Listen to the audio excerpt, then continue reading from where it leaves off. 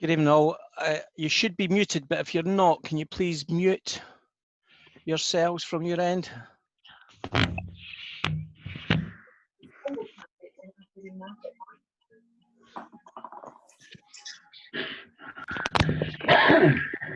Good evening, brethren. All right.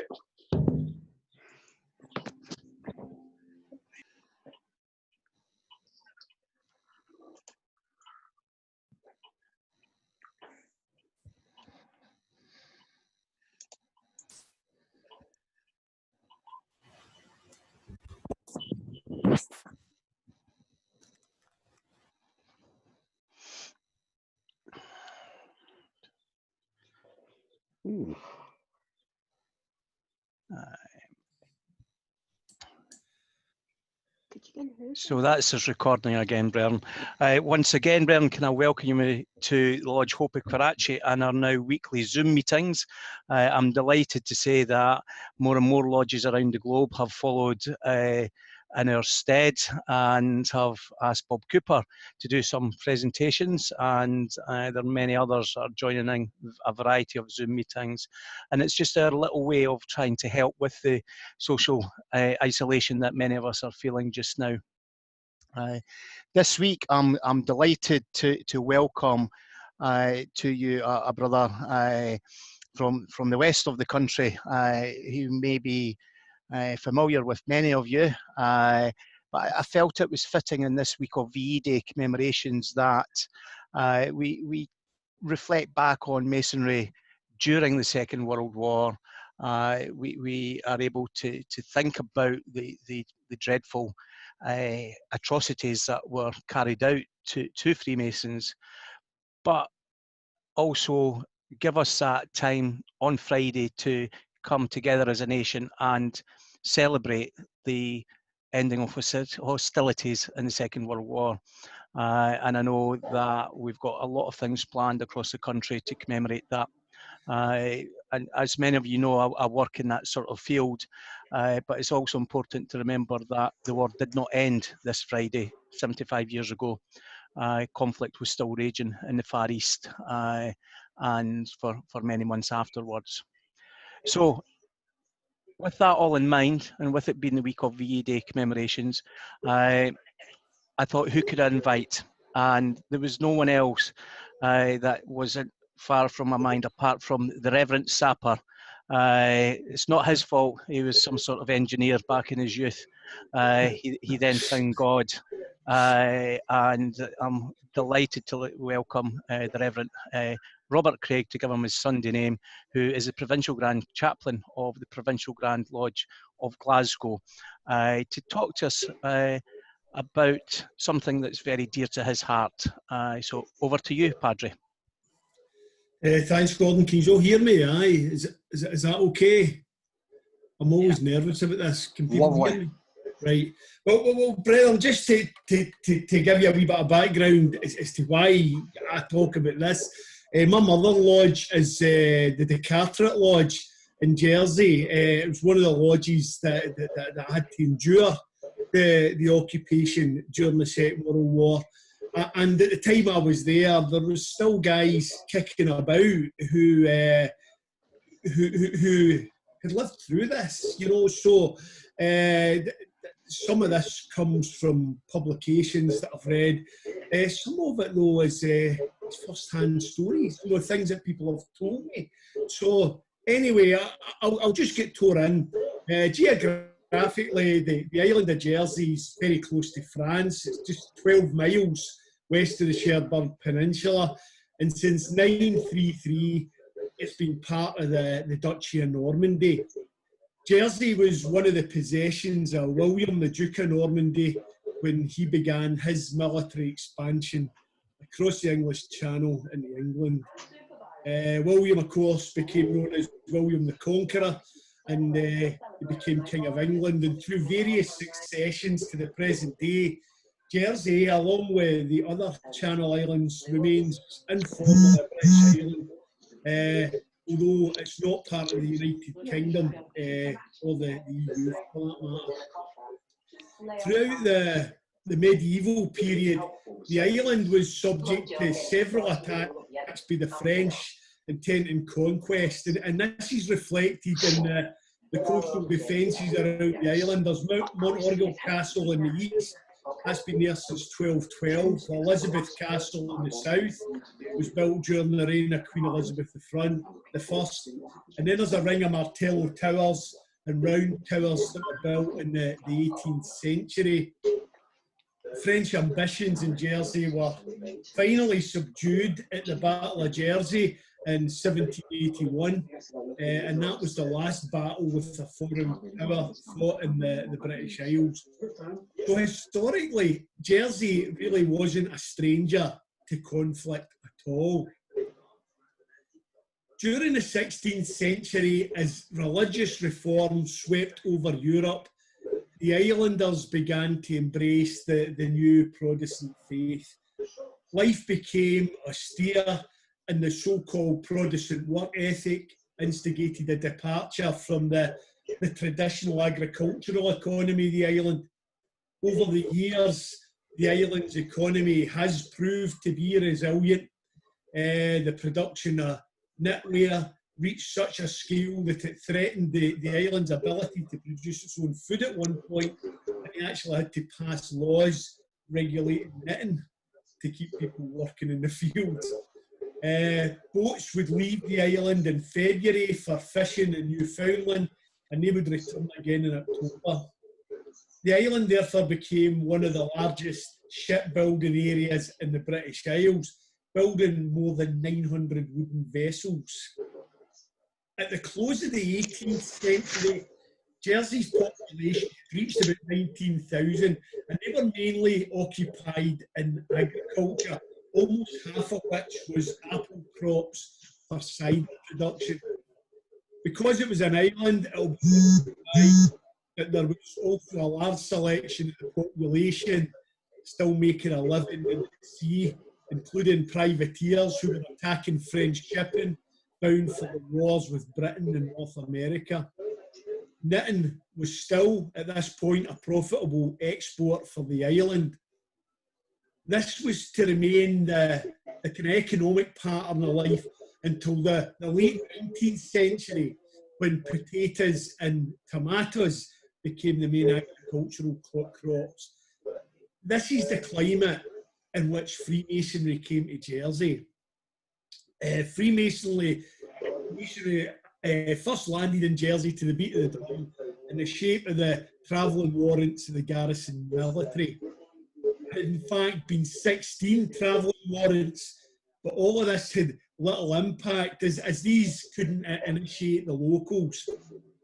In a twist of fate, however, the arrival of Freemasonry would have a connection to the British Army. The founder of Freemasonry in Jersey was Major Charles Sheriff, a half-pay officer of the 45th Foot who arrived in Jersey in 1763. He had returned at the outbreak of peace from the war with the French in America, where he had been initiated into the craft at Louisbourg in Cape Breton in 1758. He'd been the master of a lodge there, and he was instrumental in the foundation of at least one other lodge. In 1753, a Guernsey merchant who went by the name of Thomas de Brie had been appointed the provincial Grand Master for Guernsey, Jersey, Alderney, Sark and Herm. And at the time of this appointment, there was only one lodge meeting in the Channel Islands, and this was meeting in Guernsey. Sheriff approached him about obtaining a warrant, and in 1765, he became the founding master of Lodge Union No. 1. So Sheriff left Jersey in 1768, in the life of the lodge that he founded in Scotland, that closed in 1813. Nevertheless, Freemasonry was established in Jersey. Other lodges began to emerge. Lodge Union, number 2, Lodge Harmony, Lodge Fortitude. There was 2 lodges under the Irish Constitution, Lodge Justice, number 34, and Lodge Leinster, number 265. But the oldest surviving Jersey lodge is the Yarborough Lodge, number 244, whose warrant was issued in 1812 under its previous name of the Farmers' Lodge. This was changed in 1856. The province of the Channel Islands continued until 1848, when John Hammond was appointed the Provincial Grand Master, and he held that position until 1868.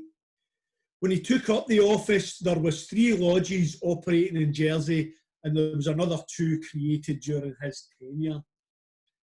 The major contribution by Major Hammond began in 1851, when he called a special meeting of the Provincial Grand Lodge to look at the possibility of purchasing a central set of premises that would accommodate all the lodges and all Masonic activity in the island. After a lot of searching to find a site and raise the necessary funds, the Jersey Masonic Temple Company Limited was established in 1862. The money was raised by the sale of shares to lodges and individual members, and on the 26th of May 1864, Lodge Cesare number 590, a lodge that still to this day conducts all its business in Jersey French, held the first meeting in the new premises in Stopford Road in St Helier. Life continued relatively normal, with issues such as bringing electricity into the temple and the renovation of the building dominating Masonic life. In 1914, however, Europe, as we all know, became immersed in the global conflict that would become known as World War I. And the Jersey people played their part with companies of the Royal Militia of the island of Jersey attached to the Hampshire Regiment and the Royal Irish Rifles. Many joined other regiments or served in the Navy or the Royal Flying Corps. Throughout the war, there was a number of emergency meetings of lodges called to initiate the young men who were going to serve overseas. And as the war progressed, emergency measures were introduced to deal with shortages. So all lodges had to finish their business by 10 o'clock, and they weren't allowed any lodge harmony. The peace following the armistice in 1918 was greeted with the same sense of elation in Jersey as it was in the rest of the victorious Allied nations. By 1920, a decision was made that funds should be raised for a memorial for the fallen brethren of the Great War. The memorial was placed in the south wall of the temple, just by the junior warden's chair, and was unveiled on Armistice Day in 1920. In the following years, life continued much as it did in the rest of the United Kingdom. And by 1939, there was 11 lodges and chapters meeting in Jersey, including my own mother lodge, the Carteret Lodge, number 3459. The post-war years, however, weren't so kind to the German nation.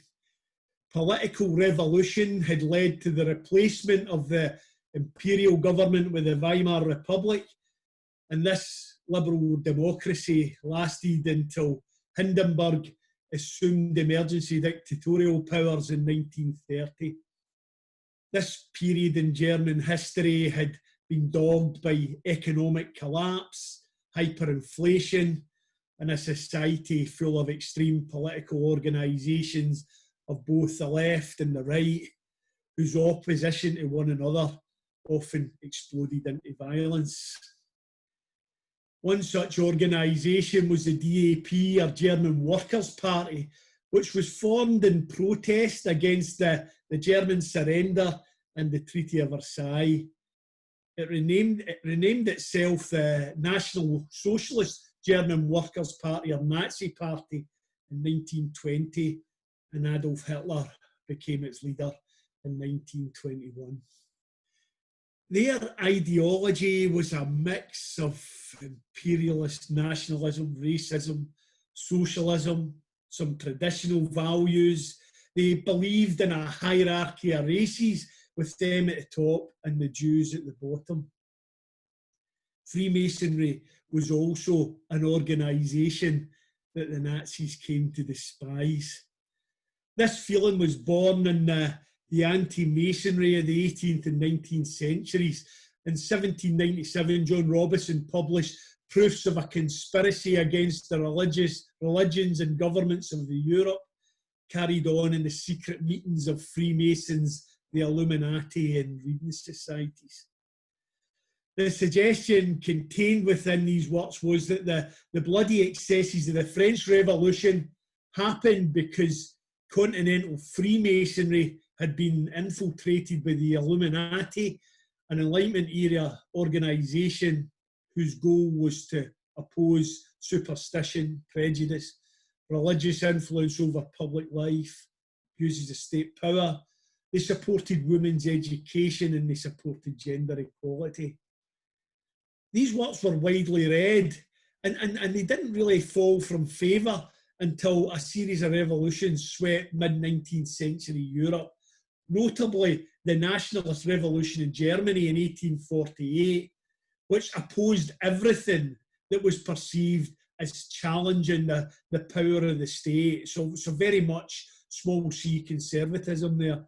The author of the anonymous pamphlets entitled Clarification of the Great Freemason Lie, which was published in Germany about this time, attributed the revolution in Germany to the machinations of Freemasons who were influenced or at least directed by Jews.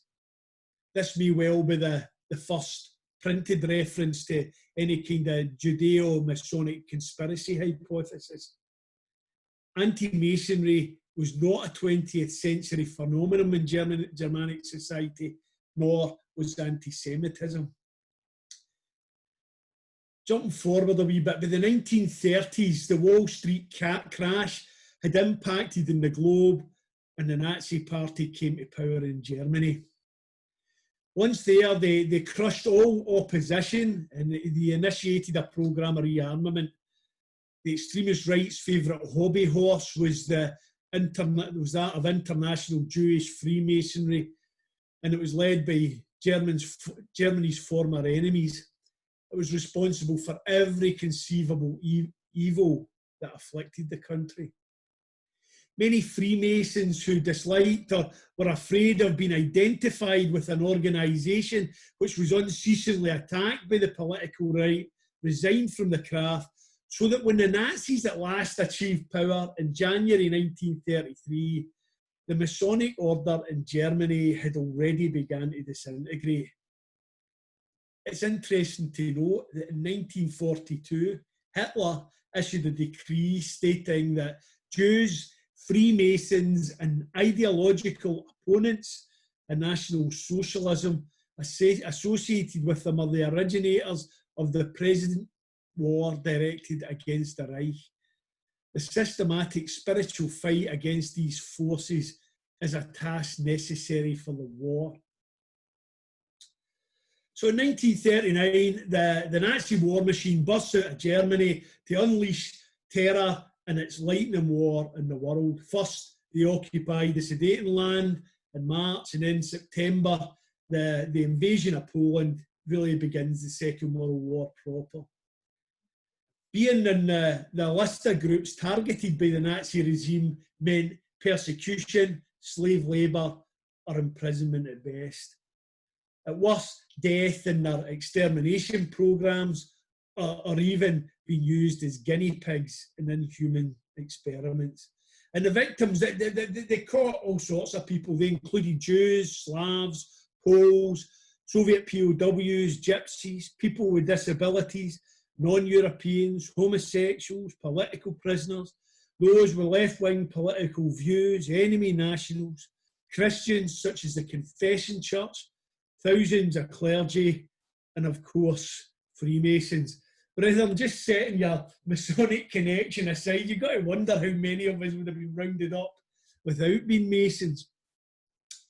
The United States Holocaust Memorial Museum estimates a death count of between 15 and 20 million men, women and children dying at the hands of this regime.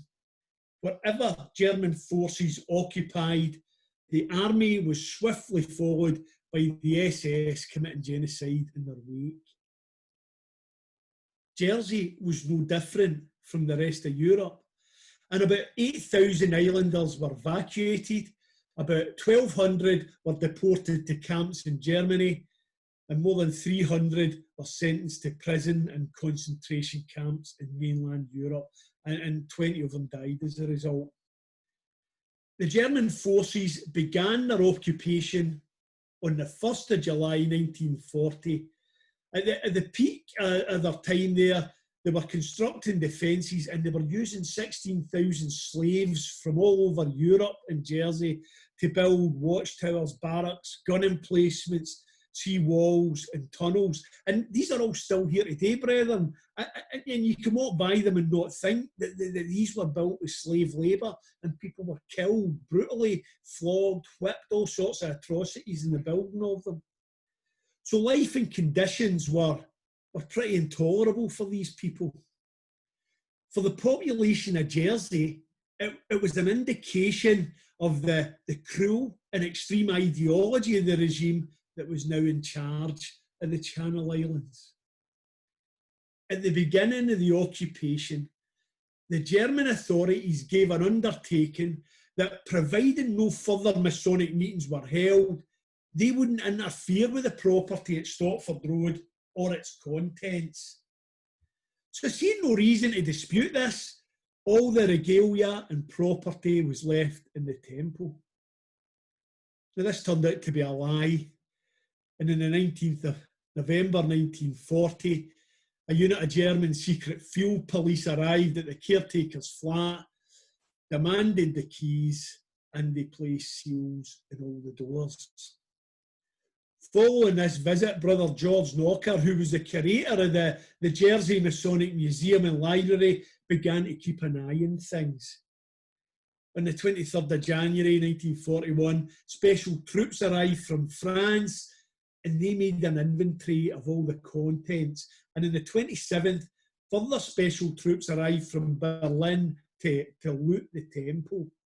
They took away the ornate master's chair, the pedestals, kneeling stools, tracing boards, lodge banners, carpets, curtains, warrants, charters and patents. You name it, they had it. The 1914-18 war memorial was removed, and much of it was to go on an anti-Masonic exhibition that was being hosted in Berlin. This work was carried out under orders issued by Hermann Göring in 1941, which read, the fight against Jews, Freemasons, and their associated and other ideological and oppositional forces is a foremost task of National Socialism during the war. Therefore, I have welcomed the decision of Reichsleiter Rosenberg to establish control staffs in all occupied territories with the task of bringing into safety all research material and cultural property of those circles and bring it to Germany. So they were out for what they could get. They removed for research purposes the von Berg collection of silver jewels, the Gardner-Vacher collection of charity jewels, 33 silver collar jewels, along with hundreds of other jewels, glassware, pottery, early aprons and other valuable stuff. And then, brethren, what they didn't want, they burnt in a bonfire in the caretaker's garden. And the building was then put to other uses. The whole process of looting and burning took 2 days, and the stolen items were loaded onto the SS Holland and then shipped away to France. So by December 1941, everything the Nazis wanted had been stolen. What they didn't want was destroyed, and the final building was almost emptied, save for the plunder that the Nazis were storing in it. Then, in an act of pointless spite, the provincial Grand Master, the Right Worshipful Brother Charles Edward Mallet de Carteret, and some other Jersey dignitaries were shown around the looted premises to see the damage that was done. Sadly, he died just 2 months later, and there are many who suggest that it was seeing this Masonic temple in this state that contributed greatly to his death. The next attack came in the form of an order liquidating the property of the lodges in Jersey. And it was the island's government, the States of Jersey, that passed the act enabling this following demands by the island's military governor. Money was collected from the bank accounts, and the Jersey Masonic Temple Company Limited was wound up on the 17th of December 1941, 79 years after the laying of the foundation stone in 1862. The Freemasons in Jersey were not the only organisation that were wound up under the Nazis. They closed the Odd Fellows, the Buffaloes, the Rotarians, the Salvation Army, the Scouts, the Guides, and even oddly, at a time of war, they closed the island's ARP authority. The one survivor was the Ancient Order of Foresters, which the Germans mistakenly thought were engaged in felling trees for fuel. For the duration of the occupation, the island's newspaper, the Jersey Evening Post, was under Nazi control, and as such it was used to circulate propaganda. The craft wasn't exempt from being targeted, and despite Freemasonry in Germany being effectively wound up, articles still appeared in the paper drawing parallels between Freemasonry, Jewry, Bolshevism, and proclaiming this grand conspiracy that the Nazis clung to. The Nazis clearly had greater and more sinister plans for dealing with the Masons. There's a document from Martin Bowman commenting in the paper looted from Jersey in which he said, "We found lodge lists of all British lodges, including explanations which will be of great importance for further reading." I think this in itself is an indication of plans of more to come, especially after, at this time, they had a proposed invasion of Britain. So if they didn't have other plans, why even bother writing this memo? There's also a memo from a Dr. Botner who states, thanks to the lodge material found in the Channel Islands, it's possible already to get an exact picture of English Freemasonry. So between 1941 and 1944, General Graf von Smeto was the Commander-in-Chief of the British Channel Islands. He was a German nobleman and a cavalry officer, and he was the nephew of Field Marshal von Rundstedt. He was held in high regard by his troops, and he was respected at least by the civilian population. And in his memoirs, Lord Coutange, the bailiff of Jersey in the war, speaks well of him. It's also clear that von Smeto was no Nazi. After the war, papers appeared suggesting that he'd received orders giving new category for deportation, which specified and included Jews and Freemasons. However, no steps were ever taken to identify or deport these Masons. Some attribute this to the Masonic connections in his own family. His family had been very prominent in German Freemasonry throughout the 18th century and were at the heart of establishment of a Scots lodge in 1742. In 1944, von Smeto was replaced by a naval officer and ordered back to Germany because Hitler was now distrusting the army a wee bit after the attempts in his life. D-Day bypassed the Channel Islands because it was deemed strategically unimportant, and any attack before D-Day would have alerted the Germans to the invasion, and afterwards would have diverted much needed resources from the Allied advance. I spoke to people about this. The winter of 1944-45 was the worst months of the occupation, as supplies to the now cut off Channel Islands dwindled.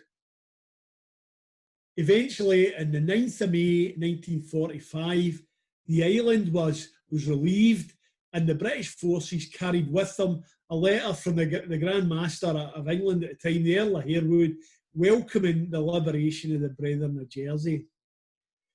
We've heard that the PGM had ascended to the Grand Lodge above in 1942. So had many of the other senior Masons. In fact, of the Provincial Grand Lodge in 1939, only 5 Grand Officers were still alive. Within a month, they reported to the Grand Secretary that they were without a Provincial Grand Master or a Deputy Provincial Grand Master, that no warrants had survived in the province, and that they had failed to pay any dues for 5 years. On top of this, there was also some difficulty regaining possession of the liquidated assets, including the Masonic Temple in Stopford Road, which the States of Jersey at that time tried to hang on to. Grand Lodge England, along with many other provinces, lodges and individuals, sent generous gifts to the Freemasons in Jersey and the other Channel Islands to get them up and running again. Members were asked to pay 2 years subscription to renovate the building, which they did. And the first meeting of the Provincial Grand Lodge was held on the 16th of August 1945, and by September, all the lodges who were there in 1939 were now conducting regular meetings again, albeit with some pretty improvised regalia and lodge furnishings. In July 1945, the Grand Secretary informed them that some property had been found in Paris, and this was returned, but it turned out to be Guernsey Masonic property. And in April 1946, the governor was informed that the Americans had found crates of Masonic origin in Offenbach, and these were returned to Jersey. The boxes mostly contained books and archive, and none of the valuable artefacts. Freemasonry has flourished in Jersey since the war. There are now 2 more lodges, 3 more Royal Arts chapters, and many other orders have appeared as well. And in no small way, this growth of Freemasonry in Jersey is due to the perseverance and the diligence of that small band of brethren who were left to pick up the pieces and get it up and running again in 1945. All of this reminds me of the last words of another famous Freemason that were scribbled in a scrap of paper and found in a tent in the Arctic waste. Captain Robert Falcon Scott, at Drury Lane Lodge number 2127, wrote, "Had we lived, I should have had a tale to tell of the hardihood, the endurance and the courage of my companions, which would have stirred the heart. These rough notes in our bodies must tell the tale." When I think about those words, I think how close those words came to applying to the Brethren of Jersey and the other Channel Islands between 1941 and 1945. But they did live. And they do have a tale to tell of how Freemasonry can endure in the very, very worst of circumstances. Maybe there's a lesson for all of us today as we deal with this crisis in our own lives, this coronavirus, and the way it's affecting us, closing our meetings, keeping us back from one another. But here we see that the craft can and will endure in all difficulties. That there's amazing strength, friendship and support to be found in the craft. And brethren, that's the elements that have made me such an active and committed Freemasonry for all these years. I find what I find in the lodges, what I find with the Brethren I encounter, I don't find in many other places. So it doesn't surprise me at all that strength grows and drives Masons to great things. And I see that now when I read what Masons are tweeting and posting in this crisis, the things that they're doing, the wheels in their heads are kicking overtime. What can I do now? What can I do next? Can we do to help? What can we do to make a difference? Brethren, this is an incredible story, I think, of Freemasonry in Jersey during the war years. But I think it's actually just indicative of what the craft is, the way it is, the way brethren behave in times of crisis and in ordinary times. And I, for one, feel blessed forever that I'm a Freemason. Thank you for your attention, brethren. Well, Padre Rab, first of all, thank you so much for bringing that story of the Channel Islands where you first were introduced into Freemasonry.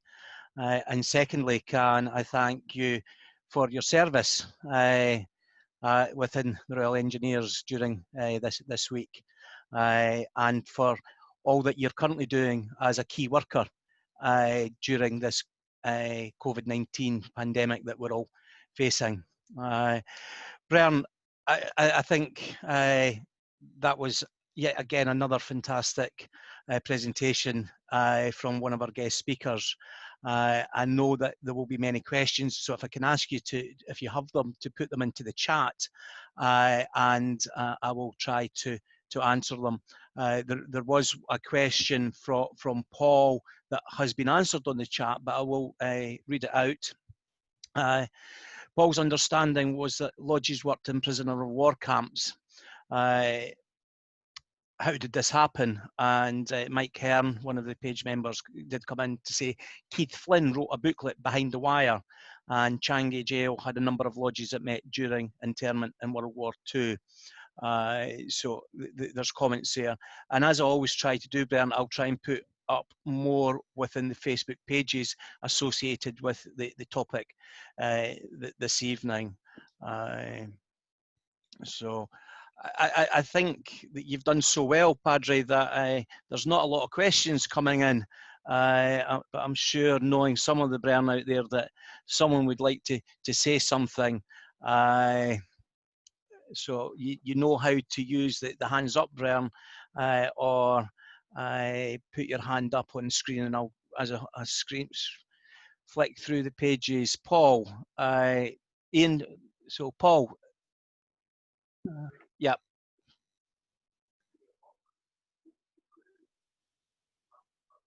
Right, you're muted, Paul, hang on.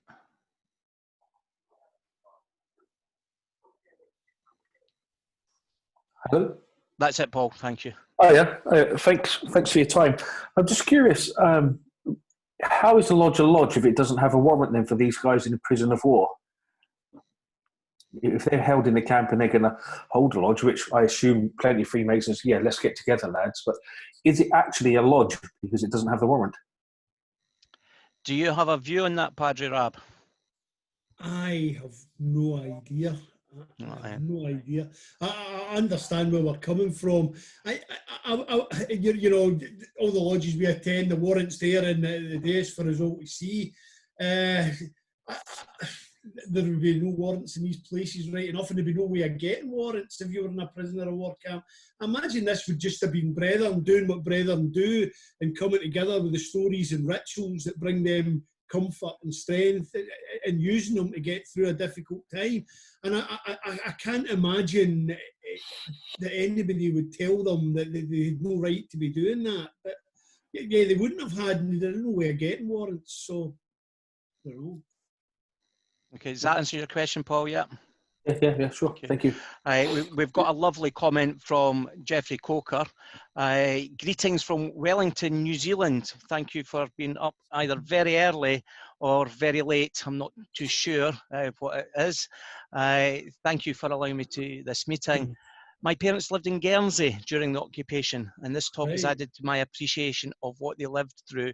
So, Jeffrey, welcome to Scotland, and I'm glad that Padre Rab has been able to help you there this evening.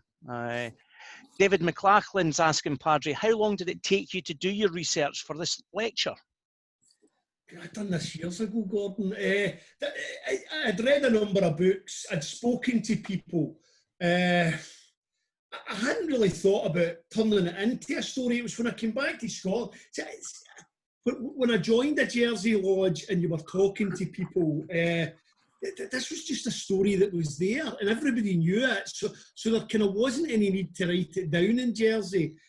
And even I used to socialise in the British Legion, and you became aware that there was a division in Jersey, that there was the older men who hung out in the British Legion. These were the guys who all went to fight. And then there was a whole other community that stayed, and some of them collaborated. So even in the 90s when I was living there, it was quite a divided place still.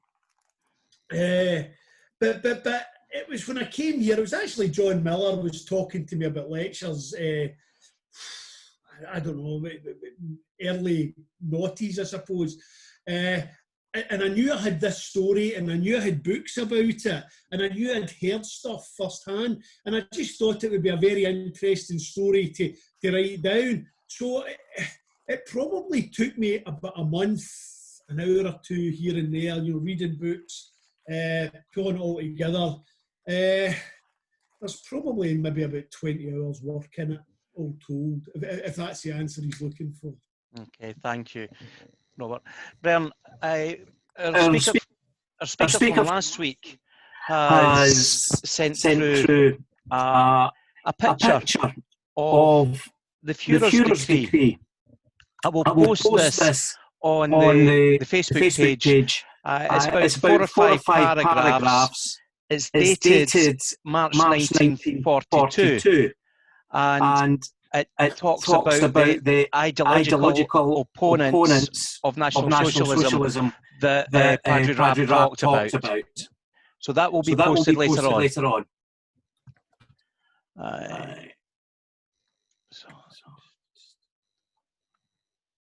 There's a comment about the First World War, able to practice openly and get warrants, Bern. And I think that's all our questions this evening, unless anyone's want to put their hand up. Kim, is that a hand up? Not just a scratch of the head. Good. Well, Bern, next week we move from the Channel Islands and we go back in time to the United States and the Underground Railroad. Our speaker will be Brother Moses Gomez from the Grand Lodge of New Jersey.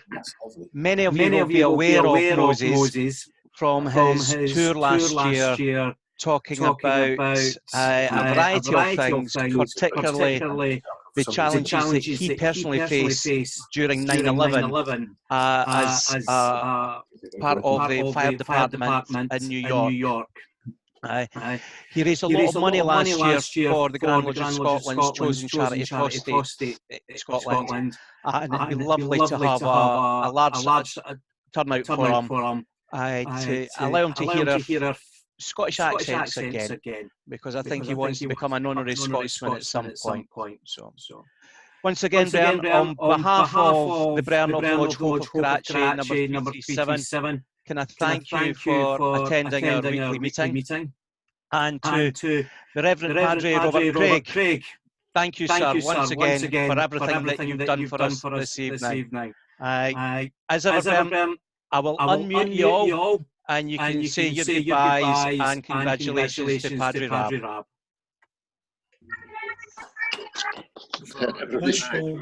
Thanks, Robert. It's absolutely fantastic tonight. Really appreciate that. Bye. Well done, Padre. Excellent presentation. Thank you, Brother Robert, for the next talk. Congratulations, Robert. Well done.